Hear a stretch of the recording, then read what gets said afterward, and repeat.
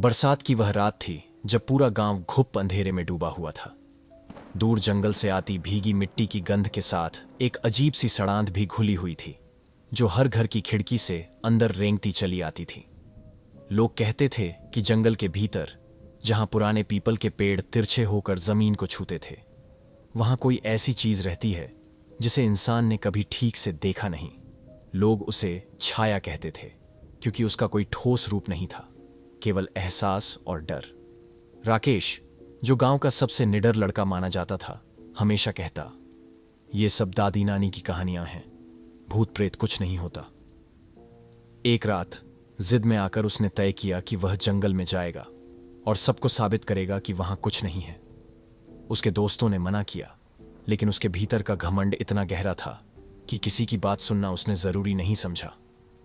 आधी रात के समय हाथ में टॉर्च और जेब में बीड़ी रखकर वह अकेला जंगल में उतर गया। पेड़ों की शाखाएं हवा के साथ चीखती सी लग रही थीं, जैसे किसी के गले से आवाज निकल रही हो। जमीन पर गिरे पत्ते उसके पैरों के नीचे ऐसे चरमराते कि मानो कोई पीछे पीछे चल रहा हो। वह रुकता, पीछे मुड़कर देखता, अंधेरा और खामोशी। लेकिन जब चलता तो वही चरमराहट फिर सुनाई देती। करीब आधा घंटा चलने के बाद वह उस जगह पहुंचा जहां गांव वाले कभी जाने की हिम्मत नहीं करते थे। वहां जमीन पर एक टूटा हुआ पुराना कुआं था, जिसके भीतर से नमी और सड़ांध की गंध उठ रही थी। राकेश ने टॉर्च की रोशनी अंदर डाली। अंदर गहराई में कुछ हिलता हुआ दिखा। उसने ध्यान से देखा।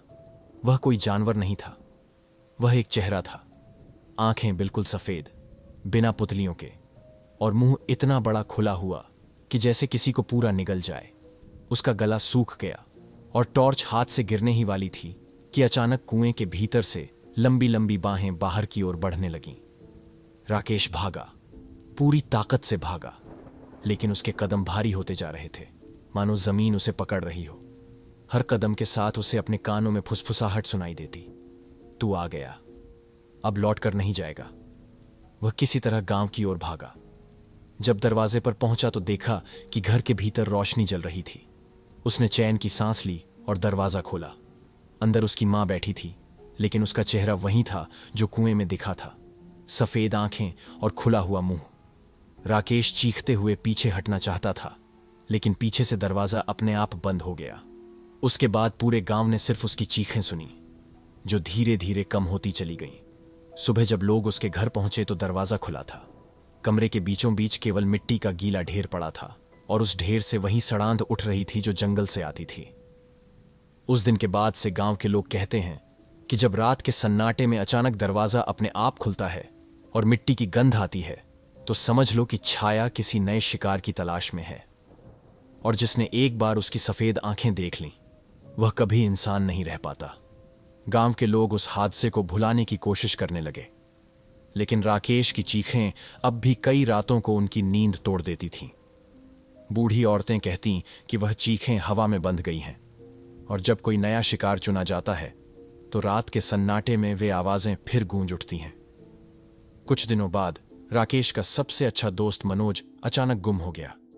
लोग कहते हैं कि उसने शराब पी रखी थी और देर रात गांव के तालाब के पास जाता देखा गया था।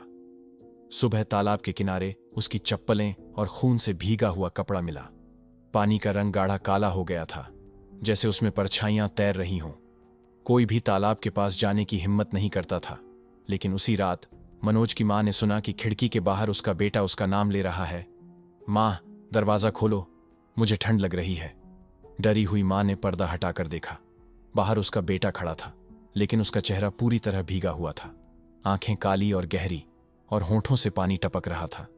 उसकी मुस्कान इतनी चौड़ी थी कि गाल की हड्डियां बाहर झांक रही थीं। मां बेहोश होकर गिर पड़ी। अगले दिन सुबह दरवाजा खुला मिला, और अंदर कमरे की दीवारों पर गीले हाथों के निशान थे, जो धीरे धीरे छत तक जाते थे। गांव में डर का माहौल और गहराता चला गया। बच्चे बीमार पड़ने लगे। रात को लोग घरों के अंदर अजीब खुरचने की आवाजें सुनते। कभी किसी के दरवाजे पर गीली मिट्टी लगी मिलती, कभी किसी की खिड़की पर अंधेरे में दो सफेद आंखें झलक जाती।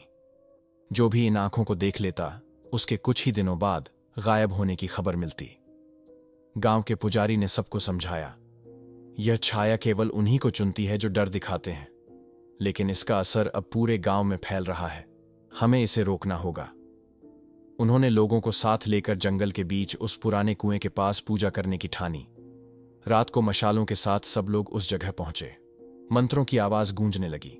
हवा इतनी तेज हो गई कि मशालें बुझने लगीं। अचानक कुएं से कराहने जैसी आवाज आई, मानो 100 लोगों की पीड़ा एक साथ निकल रही हो। और फिर एक एक कर गांव के गायब हुए लोग कुएं से बाहर निकलने लगे। उनके शरीर सड़े हुए थे, आंखें सफेद और होंठ ऐसे जैसे खून पीने को तरस रहे हों। वे सब धीरे धीरे पुजारी और गांव वालों की ओर बढ़ने लगे। पुजारी ने जोर से मंत्र पढ़ा, लेकिन तभी एक ठंडी भारी आवाज हवा में गूंजी, यह मेरा घर है और अब तुम सब मेरे हो। जमीन हिलने लगी। कुआं चौड़ा होता चला गया, मानो जमीन ही उन्हें निगल लेना चाहती हो। लोग भागने लगे। कई लोग वहीं गिर पड़े और उन्हें घसीटकर अंधेरे में खींच लिया गया। उस रात गांव का आधा हिस्सा हमेशा के लिए गायब हो गया। सुबह सूरज निकला तो खेत, घर और रास्ते वैसे ही थे, पर लोग नहीं थे। बस मिट्टी के गीले ढेर और खुरचने के निशान बचे थे। आज भी कहा जाता है कि उस गांव के खंडहरों में कोई नहीं बसता। वहां रात को चीखें सुनाई देती हैं, दीवारों पर गीले हाथों के निशान नजर आते हैं और हवा में वही सड़ांत फैल जाती है। जो भी वहां रात गुजारता है, सुबह कभी वापस नहीं आता। कहा जाता है कि छाया सिर्फ उसी गांव में नहीं रुकी, उसने अपनी जड़ें फैलाना शुरू कर दिया है।